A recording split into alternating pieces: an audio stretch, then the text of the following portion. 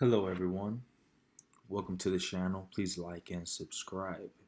Today is October 12th, 2024, currently 7:14 p.m. Market is not opened. Market should open for this stock, DJT ticker symbol, 8 o'clock p.m. Eastern Time this Sunday. For many people that do not know, DJT is a company that is currently owned by Donald J. Trump. Currently, the SB is at $25.28, closed in the aftermarket, meaning AP on a Friday at 25 with 27 cents, meaning 1 penny difference, which is 0.04% from the close of the market, which is technically 4 p.m., correct? Let's really get into my point. Let's look at an analysis. Okay, we're gonna do a little analysis, and we're gonna really get into what's our goal here. What do we really want to get into? Um, should we be selling? Should we be running? Or should we be averaging down if we're not in that potential, threshold of this price currently? So to start with anything or with everything, guys, lowest this stock has touched is $11.75. Um, Currently, the highest we have seen within the last 2 months, 2 to 3 months, have been $31.58. On September 24, we did hit that very low of $11.75. And ever since that day, we have been inclined, right? So we've been going up. Clearly, a very strong potential sign. People are, of course, they're not always going to bite the hook because, of course, this stock, if you look at it from a much longer range of a 6 month scale, clearly you can see there has been kind of a slide, right? If we look at it from a larger scale, 6 months range, high has been $56 and $55, and of course a low of $11.75, right? If we look at it from a year to date, um, we're definitely out of that negative for when it comes to the year to date. We're up nearly 5%. So anyone that had bought this stock previously under the $20 mark, right here, high 17 with 38, low 1690 with a close of 1732. If you bought anywhere around that range, you're not upset, right? Me personally, I'll give you guys my average per share. It's $15 with 92 cents. I bought around this time right here. When was it? It was like around, it was around here by the debate, by the 11th. And then that really nice spike on the 13th with Trump saying he won't sell, which he still hasn't. So kind of explains why we're already out of this nice bar right here that we had big problems in that time. We had very big problems at the 17, at the 18. Clearly, 20 was just horrible, right? And if we look at it from a week of today, we bypass all those price marks. So our question should be, if this $16-17 mark was somewhat of a very tricky or of a hard SP to go above due to manipulation, or just somebody's really don't want to go any higher, it really just depends on how is the stock doing. And then when you look at the stock, you have to look at DJT, you got to look at Trump, right? Another thing you have to really focus on is the fact that what is this company really doing, right? How's their finance, right? So if we look into finance, when it comes to revenue, looking at from Q1. We're not going to say what happened in Q1 will be the same thing that happened on Q4, but we can have some sort of an idea that. Let me see here. Why doesn't it let me? Okay, let's look at it annually. So, if we look at this from an annual standpoint, if we look at this from year 2022, we can see a big difference from 2023 to 2022. Okay, um, we can see that we went from a negative 94 to a negative 83. Went from 99 to a 97, which really it's like it's not really a big difference, but 2% difference.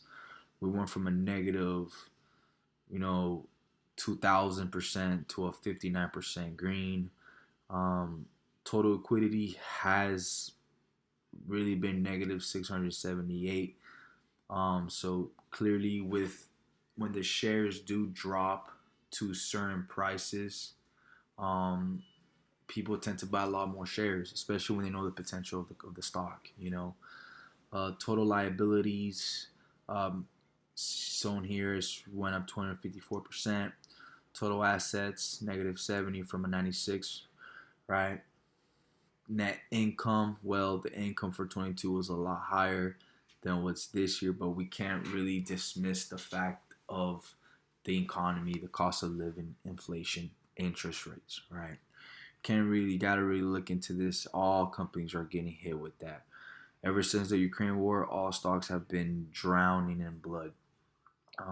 So can't really be mad at the fact that our net income might not be as great. And on top of that, this company really don't sell any product, but it's more of a meme. It's more of attention at the moment. But I do see this stock in the near future doing great things. Low key becoming maybe not the same thing, but almost close to what we have today, almost as a Facebook, as a Twitter, and possibly even the news. Like they could, you never know what they can do. They started these streams, which we'll get into news, but it's a lot of things you guys really have to get into, and the fact that Donald Trump already has a stock that has to do with media and technology. Technology can mean a lot of things, right? Technology could be anything from building a rocket to,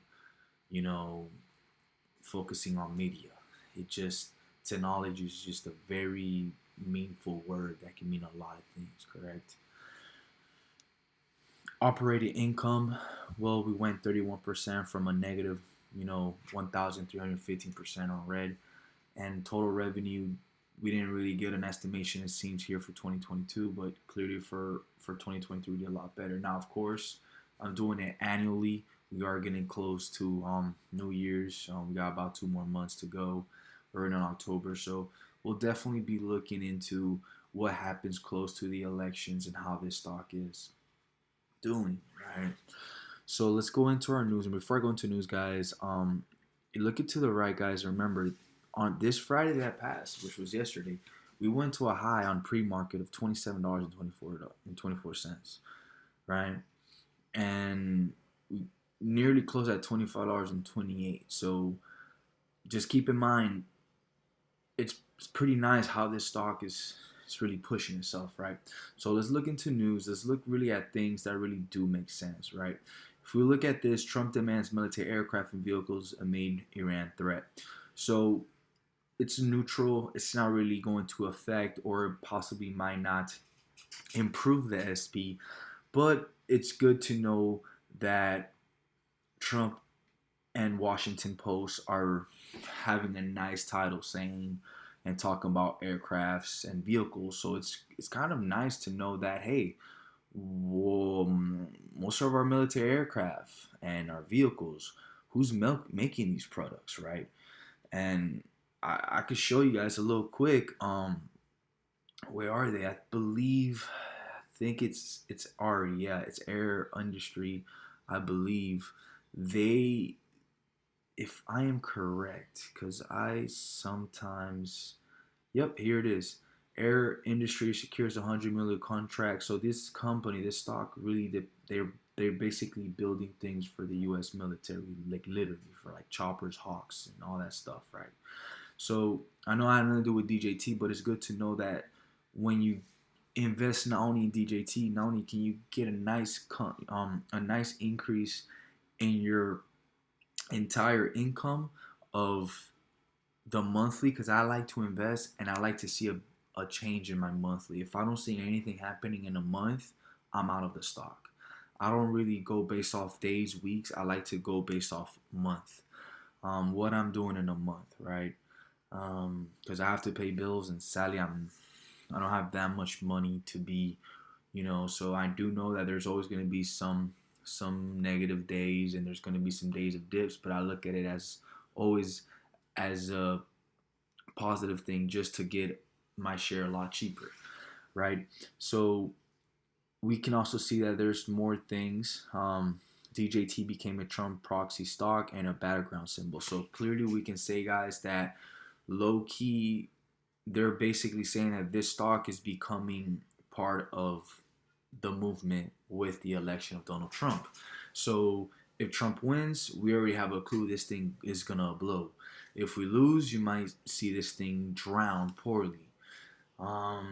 Or it might just dip just a little bit and it might stay afloat, just depending on what Trump really wants to do with the media and technology, right?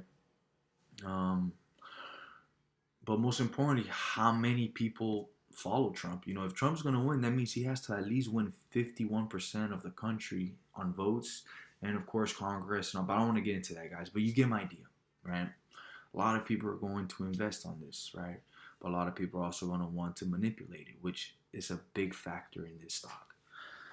And don't forget, they don't do sell, so a lot of it is mean. But remember, Trump is a very rich guy, so you're very surprised that income is not really all that highly important when it comes to DJT. When you really look at it from our own, because there's companies that, oh, if we didn't make sales, our SP's not gonna grow. No, this guy is talking about I'm talking about. I just went from $11 with some change, $12. Let's round it up, and we're already almost 100%. Right? It's like, hello, my portfolio is up 70-80%. Keep it straight with you guys, right? So we could go down this list, and we could keep on going. Let's look at some negative. So clearly, we see that this week or the week following today, a week that passed, we definitely had a lot of blues, right? Had a lot of positive. We had a lot of positivity. We didn't have a lot of negativity, and if we did, it won't balance the good, right? The good news.